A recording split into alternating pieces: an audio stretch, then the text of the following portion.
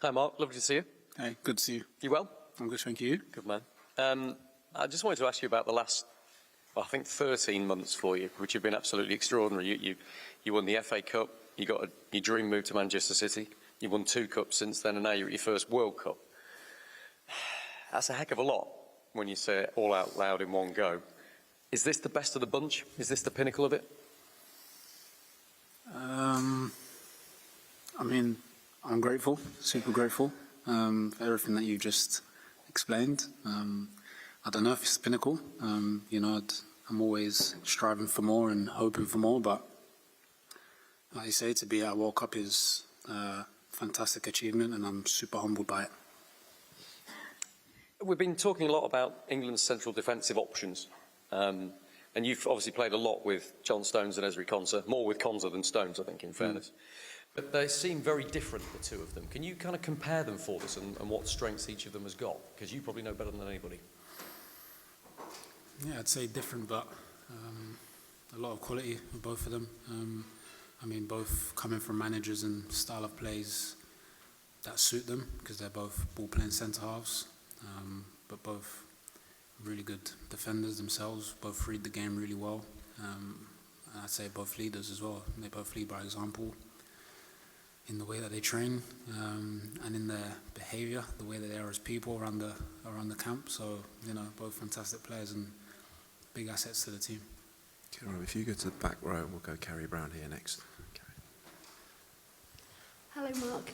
How's it going? You're going to the last preparation camp. You've done a lot of warm weather training. Are you feeling that impact now, especially in the last match in Tampa? Are you more acclimatised to the heat and the conditions? I think so, yeah. First day was extremely hot. But yeah, I think as the days have gone on, we've been doing a lot better, getting used to the weather, getting used to the conditions. It's definitely a big step for us, and it was a fantastic idea to come out here early and, just like you say, acclimatise to everything. So yeah, I think everyone's in a good place. The Arsenal players have returned. Ebbs, of course, you both had a remarkable journey this season. Were you unsurprised by how impressed Mikel Arteta became about what Ebbs could do, and have you put your arm around him a bit with the penalties, and how nice is it to see the reaction from the Arsenal fans, the real fans, not what you see on social media, the buying up of shirts, the biggest cheers for Ebbs and Gabriel? That has to be a turning point of how you get behind players in moments like that. I mean, Ebbs is a fantastic player. I've seen it from day one. He's someone that has overcome so many adversities. So I'm sure to be here is a fantastic achievement for himself, but I've seen his development at Palace, and true GENT, someone that you love to be around, and of course a fantastic player. I just congratulated him on the Premier League. I didn't really watch the Champions League final, obviously heard about it, but like you say, it's important to remind everyone of the good things that they've done. I think they're well aware of everything else, but like you say, it's obviously nice for the Arsenal fans to do that. Okay, if you pass back to Sammy, and we'll go back row there next. You go. Yep. Hi, Mark, here. Hey. João Miguel Nunes, RTP Portugal. First of all, I would like to ask you, what is your goal for this World Cup? Win the title is the main goal or no? I mean, every single person in this room knows what that answer is or should be, so I don't think I'd need to go too much into that, but definitely giving a good account of ourselves, approaching every single game with the belief and with the style of play that, we can really hurt teams. So yeah, I think, just showing that togetherness on the pitch and, giving the England fans performances that they should be proud of. Then I would like to talk a little bit about the Portuguese guys that you already know. Of course, Ruben, Mateus and Bernardo.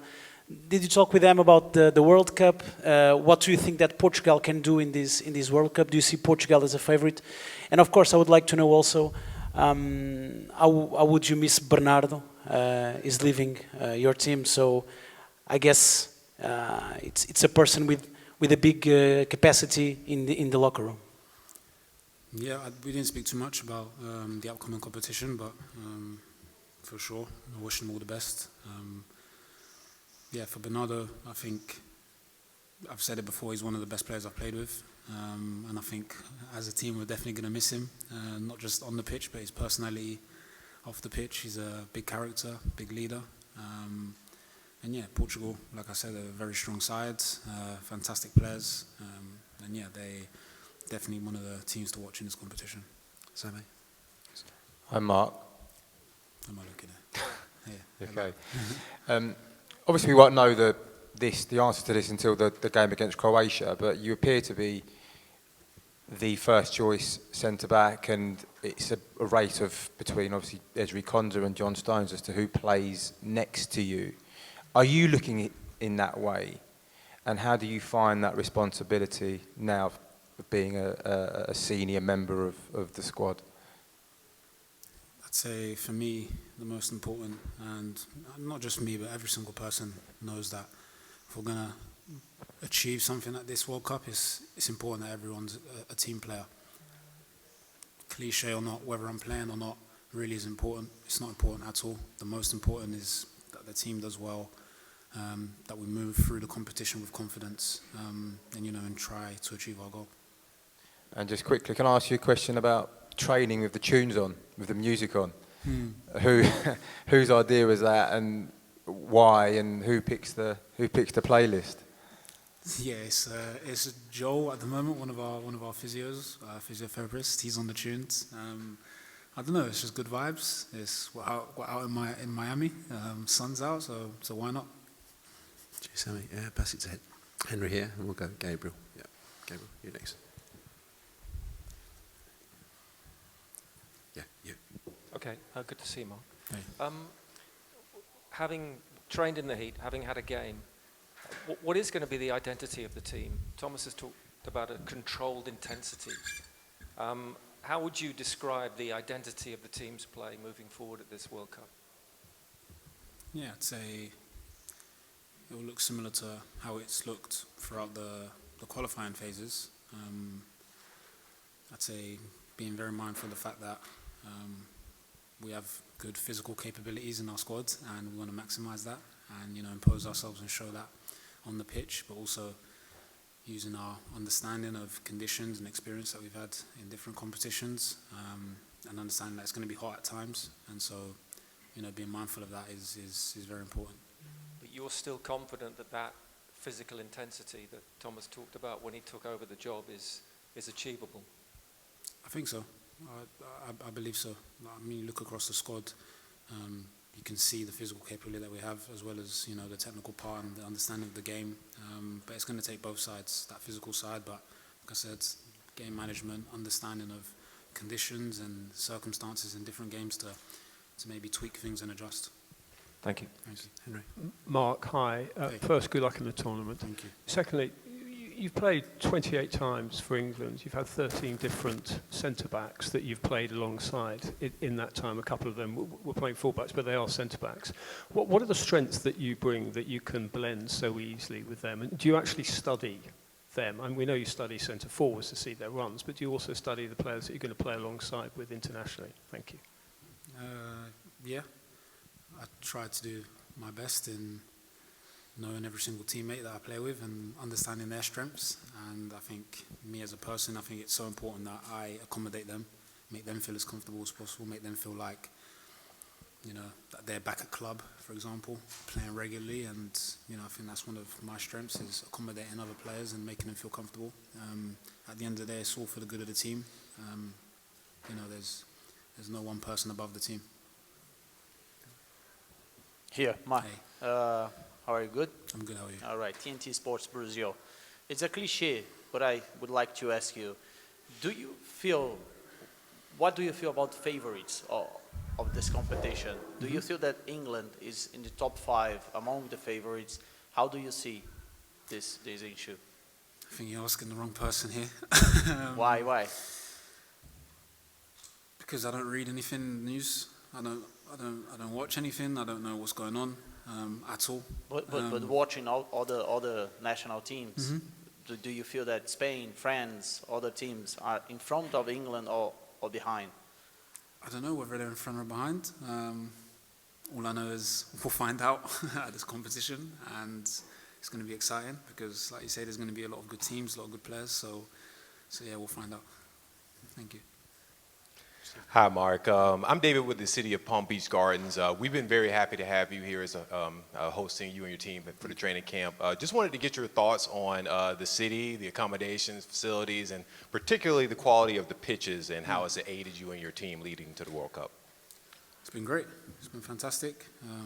The accommodation has been great. I think everyone has been super friendly. It's been super welcoming to us, and we've felt at home straight away here in West Palm Beach. So it's been amazing. The quality of the pitches has been really good so far.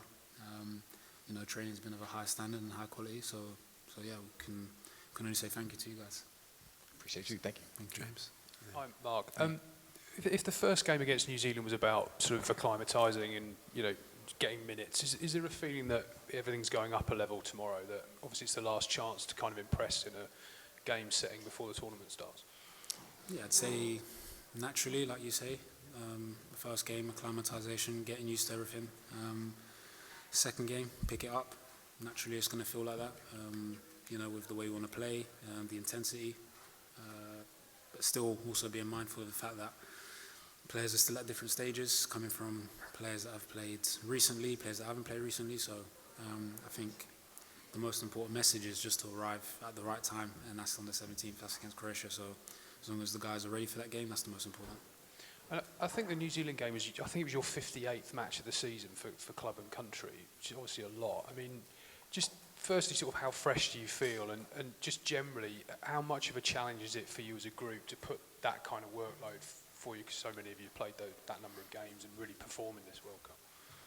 Yeah, I mean, it's the big question in modern day football at the moment. Are we working too hard? Are we playing too many matches? I think, to be honest, when you enter in the World Cup, that all goes out the window. There's only one thought in your mind, and that's doing the best for your country and trying to achieve something. So yeah, we're very mindful of the fact that we played loads of games. I think the most important is mental freshness. Away from the training pitch, are we enjoying our time together? Are we relaxing? Because ultimately, I think the mind at this point is a lot more important than the body. Sam. Hi, Mark. You said just now that you don't read anything, you don't watch anything, you completely sort of insulate yourself against the news. You also talked about the relaxation. We know that Harry Kane loves to do a little bit of golf, and he's big into that. What is it that you do then to keep your mind fresh and to relax away from the game? Yeah, a lot of the guys like to play golf. Unfortunately, I'm a bit too stiff for golf.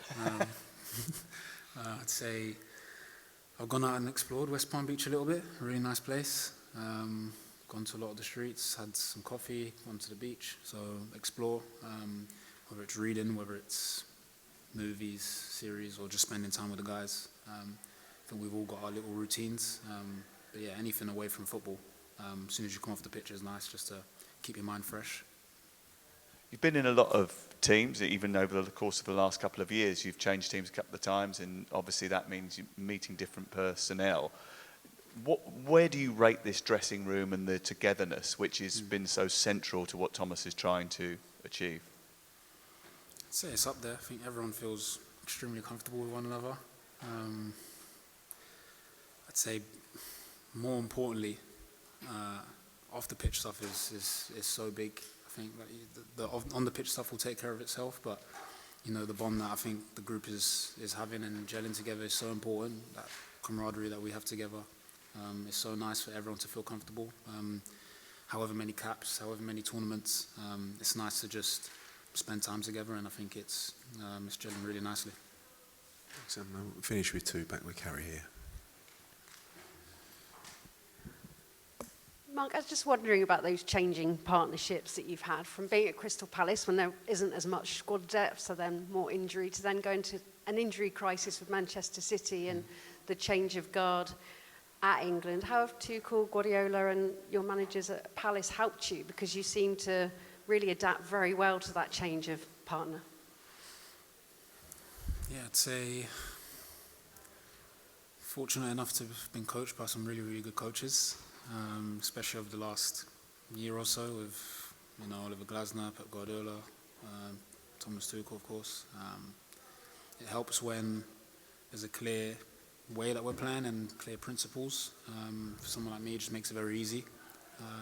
But also, I'm playing with some top players, really, really good players. So we make it easy on each other. We try and learn each other's weaknesses, each other's strengths, and just build on those qualities that we have.